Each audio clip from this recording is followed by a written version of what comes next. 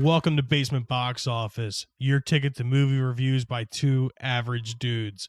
My name is Bill. And I'm Will. Thank you guys for tuning into our first episode here. Thanks a lot for Rage Against the Mainstream for hosting our first episode on their feed. Trying to get a little exposure for this podcast as we're starting out here. For those of you who do not know, or if you're listening to this voice and you're like, man, that guy sounds really familiar. Or actually both of these guys, That's for true. a matter of fact. I am the co-host and producer for the other podcast, Rage Against the Mainstream. And this is just another side of, what I like. I really enjoy movies. I really enjoy music. Why not do a podcast on both? Once again, this is Will joining in too, because just like myself, he's a giant movie fan also. That's true. And I have been a guest star a couple episodes on your other podcast. Exactly. And, it just feels like, why not? So Will, you want to give these people a rundown here on exactly what this podcast is and what we're going to be offering to society? Absolutely. I'd be honored to. Thank you for giving me this opportunity, sir. So basically the idea for this podcast is for us to watch films and review them and to tell you guys our opinions on them. By all means, we're not, critics in any way. Basically, we want to give you the idea of what a film is, I guess, a good film versus a bad film, really. As far as, what you would want to waste your time watching, or I should say not waste your time watching, because sometimes the reviews you see that are given out from, the critically acclaimed, whatever you want to call them, but sometimes they're just not right. And I feel like, I like the concept of giving you guys the proper knowledge. Yeah, I want to give everyone a disclaimer right now. We are definitely not critics by any means, No, by any way, shape, or form. That's not who we are. That's not what we do. We are just the average moviegoer, like you, listener right now. We're just here to let you know whether or not you should waste your date night, or your date night money, or your day off, or if you should stay awake, the night before you have to go to work. To catch that late night film. I can't say how many times it comes on the TV. You're like, shit, I got to watch this. Exactly. It's worth staying up. We're here to let you know whether or not you should waste your time, waste your money, your patience, because, all those things are extremely valuable. Yeah, and there's definitely quite a few films that I've seen in my time that, it takes time to build up to make it into the quality film that it is. You really exactly. got to give it a chance, Exactly. But, it's like we were saying before, sometimes you look online and you see reviews from various other sites and, they can either be misleading or they could be extremely too harsh, and that could either deter you away or make you watch a movie that really wasn't as good as what they claimed. And, that's true. I'm not saying that these aren't credible sources by any means, but I think we may be able to touch on a demographic here that isn't currently looking for movie reviews on said websites. Because like I said, we're not critics. And I will say as well that, both Bill and I enjoy, all genres of films. There's not a certain genre that we're not going to discuss for any reason.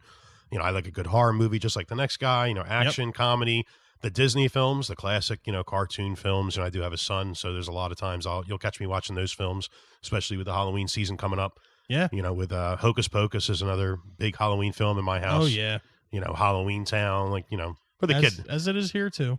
As the kids go to bed, then, hey, we're going to put on Nightmare on Elm Street or Scream or Child's Play. Child's Play, yeah. I know that's a big one for you. Yeah, exactly. All right. Well, speaking of which, movies that are big to us, let's give our listeners here, or at least the people that are captivated enough to keep listening, because, we haven't built up a fan base quite yet. We're going to give you guys our top 10 movies. We're going to tell you why they've reached our top 10 list and why you should watch them.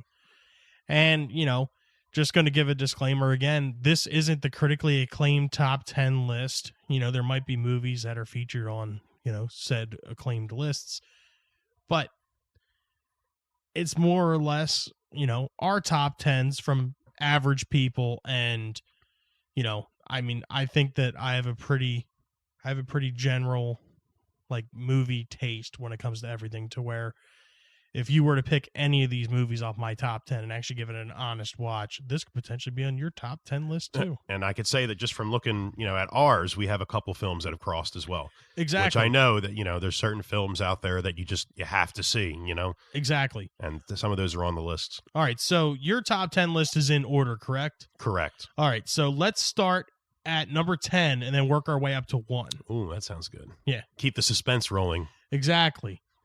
All right, so I guess let's start. What do you have for your number 10 movie, Will? Well, so we'll start off at number 10. We have Schindler's List.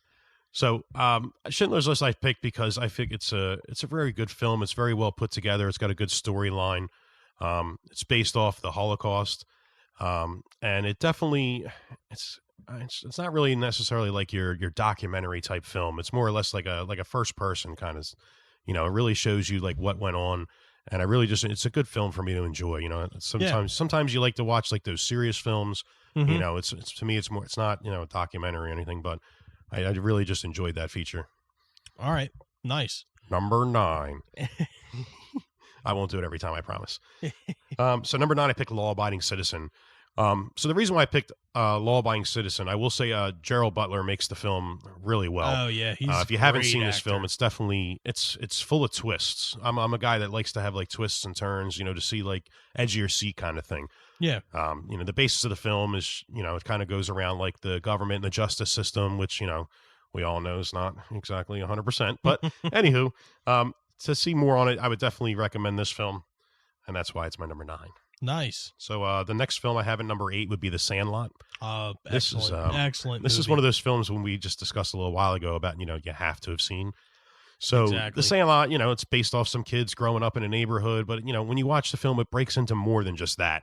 There's a lot of things going on, as they get older, together, and I just thought it was a really good film, well put together.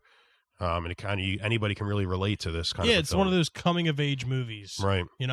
It's just a really good watch. Right. Doesn't matter who you are. Yeah, that's right. So number 7, I have Stand By Me, and I would say it's not the same basis as like The Sandlot. Obviously it's a different kind of storyline, but it's almost like the same kind of a concept.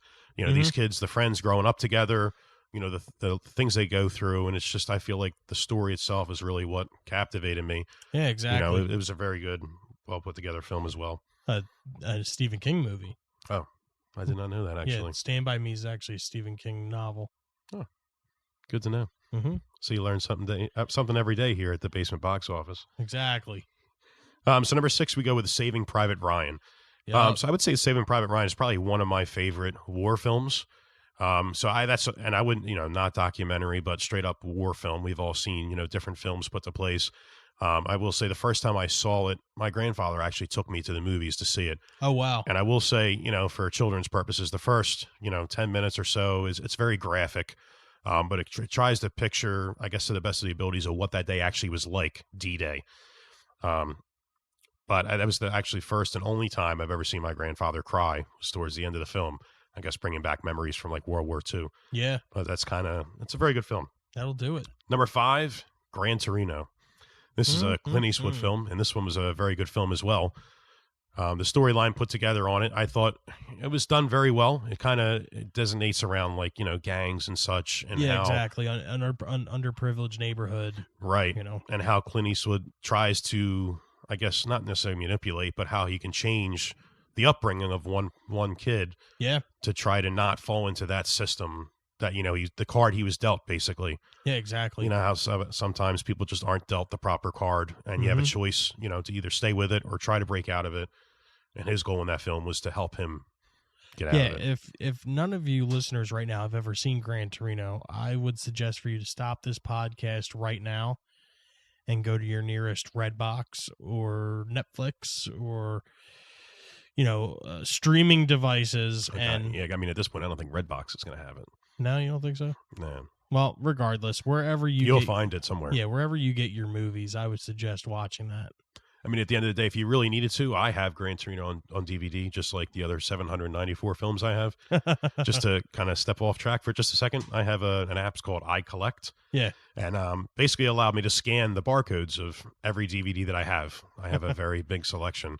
It gives me the number 794, but sometimes like I have the Nightmare on Elm Street. I have 4 movies on one DVD, quote unquote. So it only counts it as 1 instead of 4. So really, I probably have well over 1,000 films. That's insane. But, yeah. That's just what I do. I go through the Walmart, Oblivion bin, as you would call it. Yeah, the Oblivion and bin. pick out some cheap movies. Hey, what am I watching this weekend? I waste my time watching those movies. That way I can tell you guys whether to avoid them or not. Exactly. So let's move along here. Number 4, Remember the Titans. Yeah. I know you're not too big of a fan of this film, but I really enjoyed this. It is a Disney film. Yeah. And it's kind of based around football. I believe it was in West Virginia or Virginia. I can't remember which state it was from, but it also dealt at the same time, dealt with segregation, trying to bring the blacks and the whites together, and to me, it was like a really inspirational film. And I feel like as we start to move up this list, it'll, find films that, I started having tear up or cry, we'll move up to, one of my number 1 or 2s that I like, bawl my eyes out. But there ain't nothing on. wrong with that. Yeah, that's right. That's when you really enjoyed the film. Exactly. When you're crying, like you were there. The film really captivated you that much that your emotions are running with it. Exactly. Number 3 was A Beautiful Mind. Oh yeah. This is a Russell Crowe film, and it kind of bases around like him kind of being like an Albert Einstein and how going through trying to win like the Nobel Prize for his work. And he kind of gets like tied up in, with the Russians and such. I don't want to give too much of this away because it does have quite a few twists in the film where it really sets you back. Like, oh, wow, I didn't really see this happening. But it's definitely a great film. Number 2, The Green Mile. Oh, yes. I know a lot of people out there have seen The Green Mile with Tom Hanks. Yeah, Michael Clark Duncan. Yes. The list just goes on with this movie. That's another one of them. If you haven't seen that, I would suggest taking a watch. Absolutely. I mean, if I had to look through my list, that would definitely be, if I had to select less than 10, let's say, per se, like, oh, go home and watch today. Yeah, that would still make it. That would be one of the like top 3. Well, obviously it is. It's number 2, but yeah, exactly. That's awkward. Anywho, so yeah, it's based around, this is a movie podcast, not a math podcast. Right. Yeah. You don't have to know how to count here unless you're counting down like how many Chucky films or Halloween, you lose count because there's so many of them or they don't have the right numbers on there. Yeah, The Green Mile, it's based around the prison, a man who was accused of a murder they didn't actually commit. Turns out that this prisoner has, I don't want to say magical powers, but more or less powers, like a gift from God. Yeah. To heal and such. And it just, you really get involved to see, I'm almost like tearing up now talking about it. It's a really great film. I'm not going to spoil the ending for you, but I would definitely recommend it. It's a couple hours long. Yeah. A little bit longer than normal film, but definitely worth a watch. Absolutely. And then my top film, number 1, Shawshank Redemption, which I know that this is on your list as well. No spoilers. I won't give away the number. Don't be telling everyone my stuff yet. This film is based around a prison. It's more or less like a serious notion on the life that goes on inside prison and the trials and tribulations that go along with it. I'd say the reason why it's my favorite, it doesn't matter how many times I watch this film, I always feel like it's almost like the first time. You kind of get captivated, you get sucked into the life that, this surrounds for like the main characters. And I really say that, watching the film, again, this could be another tearjerker film, FYI, but it could at least for me, I don't know about everybody else, but this film, it's excellent. Actually, it was put together really well. Everything about it, and it's just such a good movie. I really can't use the words, I guess, to express like. You're tearing up now talking. No, I'm not tearing up now.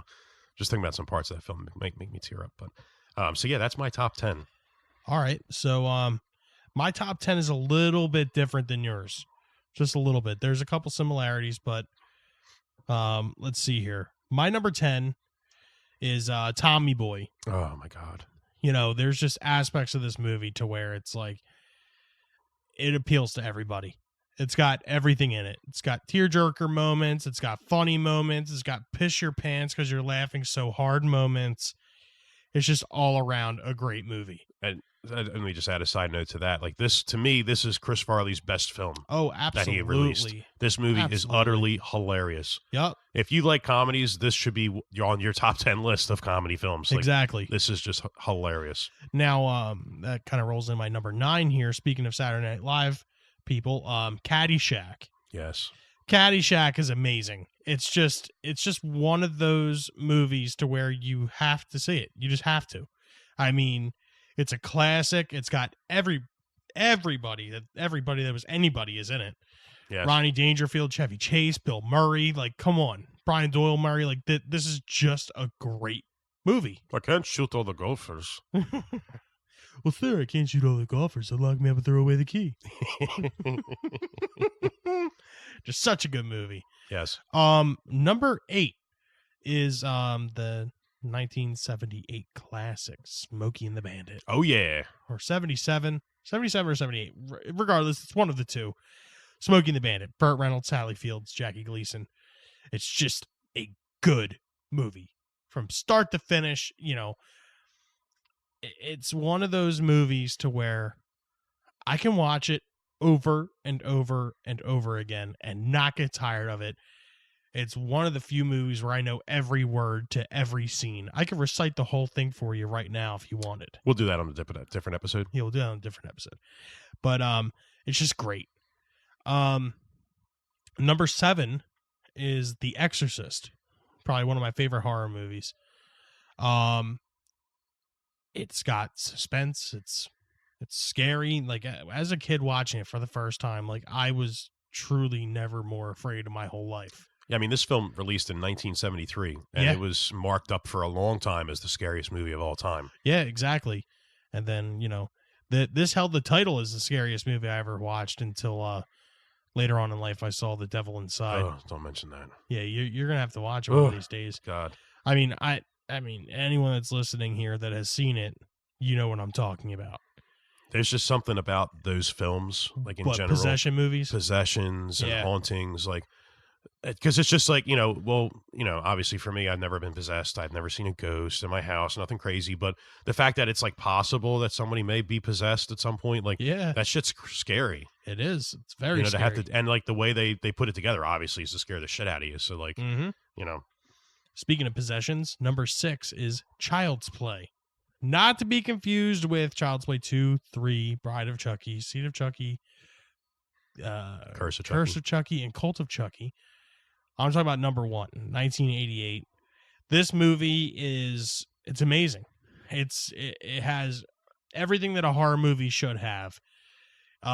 You know, I mean, I'm not going to give too much away here for just in case anyone hasn't seen it. I mean, even though it's been 30 years. You still got to give people the opportunity. You never know. Exactly. You just need to watch it. You know, if you go into this not knowing anything about the mythology of any of the movies, you'll be surprised halfway through when the second act hits in. Absolutely. It'll catch you. Doesn't matter how many times you watch it. Number 5 is another one of those movies to where I could recite every line and I quote it all the time. He does it all the time. Quote it all the time. I have the memorabilia. I've wanted to be one since I was a wee young lad here in South Jersey.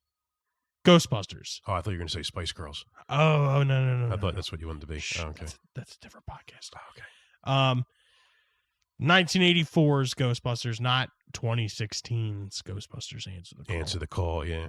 Yeah, Answer the Fall. 1984's Ghostbusters. If you haven't seen it, shut this podcast off. Go watch it. Come back, and you'll put it on your top 10 list, too. You won't be able to go on your Comcast TV, if that's what you have, and scroll through all your channels without finding Ghostbusters. Especially, Shit's on all the time. Especially with it being so close to Halloween and Absolutely. the fall months, it'll be on every night. Yep.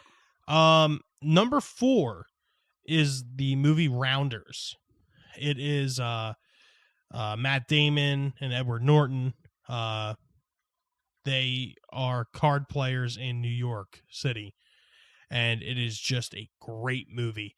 I mean, even if you're not an avid card player, Which we both are. Yeah, we're we're not that good. We don't have good poker faces, but we like to try. And watching this movie will get you pumped up a little bit. Make you think that you can take on the world and play cards. But it's just a really, really good movie. Number 3 is probably one of the only ones on my list that is in like the acclaimed greatest movies ever, and that is Goodfellas. De Niro, Pesci, Yeah. Ray Liotta. It's just a great movie. It's based off of real life. I don't know why the name is escaping me right now of the main character. But anyways, it is based off a true story, and it's just an insanely good movie. If you're into mobster mafia movies, this is one of them. Oh yeah. And it's something you need to see. Number 2 and number 1 are movies that could be interchanged with one another. Well, let's break. What would have if you had to choose? If I had to choose, my number 2 would have to be Matthew McConaughey's The Lincoln Lawyer. This is another one of those movies. If you're browsing around on a Saturday night or something, you cruise by TNT or USA or something, it's always on.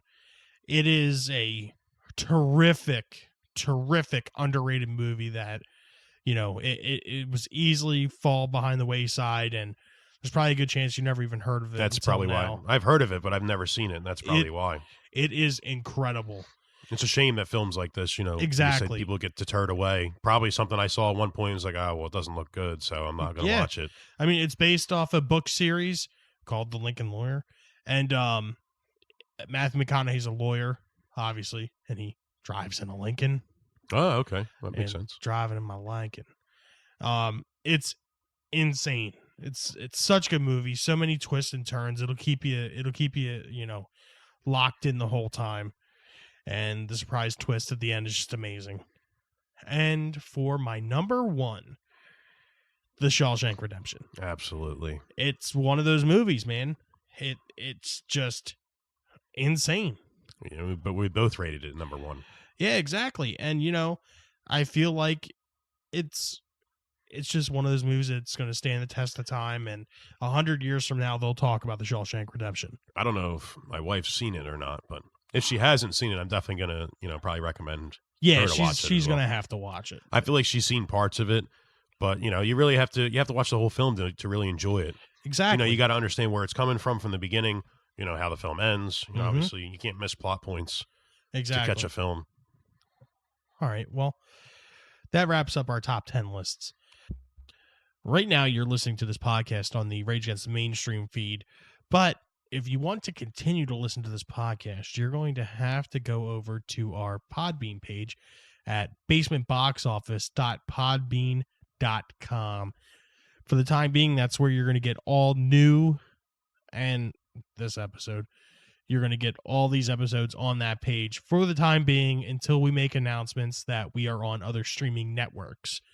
Now, to get into our schedule for the month of October, what do you have, William? What are we going to do? All right, so basically our schedule in general, aside from just October, we're going to release every Tuesday. We will release an episode. Due to the fact that October has Halloween, and you and I are both adamant, you know, horror films, you know, Yes. Halloween films in general. So for a special treat, we're going to release 2 every Tuesday and Thursday, 2 episodes a week up until Halloween. Perfect. So, I mean, in which actually on Halloween, we release our episode, and obviously will be the Halloween film franchise. Sweet. We will review that time. All right, so do we want to go in depth with the release dates that we're going to do? Yeah, we could do that, right? Yeah, I think we could. Yeah, absolutely. We can go through that list. All right, so this next week coming up, October 1st, will be Child's Play, the franchise. Yeah, the franchise, yep. The 3rd is going to be Hocus Pocus. October 8th is going to be Scream franchise. October 10th is going to be the Halloween Town series. October 15th is going to be the original It, mini series and the remake. October 17th is going to be Nightmare Before Christmas. The 22nd is going to be the Nightmare on Elm Street series franchise. Yeah. October 24th is going to be Beetlejuice. The 29th is going to be the Addams Family and Addams Family Values.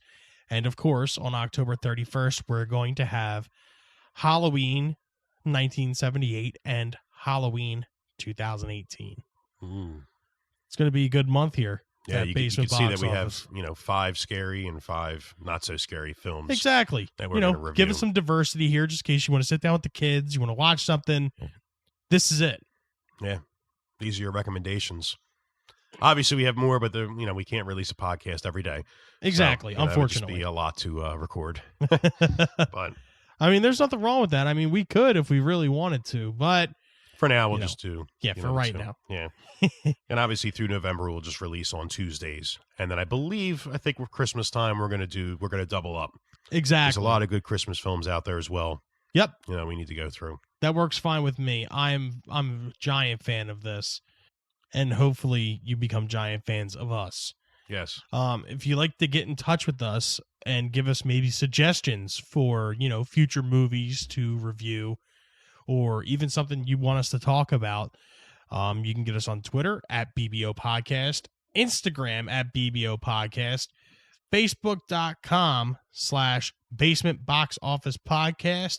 And of course, you can get us at our email at basementboxofficepodcast@gmail.com. So is there anything else you want to add in here, William? No, I could just say, I'm excited to start this new podcast, and, I'm really looking forward to, what our reviews have in store for us. Absolutely. Yeah, I mean, I guess necessarily I am new to the podcast game, as you are too. And, I just feel like this is an easy way to be able to connect with people and whatnot. And, if we have the means to do it and we have the ability to do it, why not? Absolutely. And, the more people we can get in touch with, the better. Yeah, so feel free, reach out to us. Bill gave you guys, our networking. So, please reach out with any suggestions, questions you may have. Exactly.